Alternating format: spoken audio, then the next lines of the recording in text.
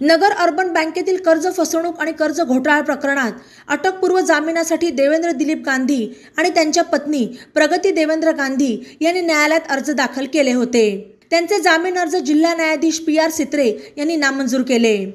दरम्यान अटकेत असलेले संगमनेर येथील उद्योजक अमित वल्लभराय पंडित यांचा जामीन अर्ज देखील न्यायाधीश सित्रे यांनी नामंजूर केला।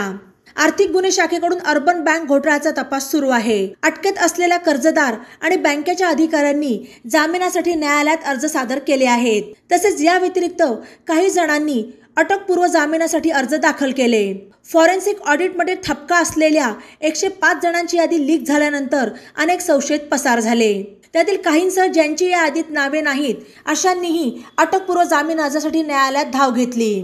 अटकपूर्व जामिनासाठी अर्ज दाखल करणाऱ्यांमध्ये देवेंद्र दिलीप गांधी आणि त्यांच्या पत्नी प्रगती देवेंद्र गांधी यांचा समावेश होता।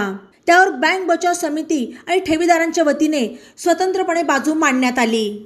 बातम्यांसाठी ई-नवा मराठा यूट्यूब चॅनलला सबस्क्राईब करा आणि बेल आयकॉनवर प्रेस करा।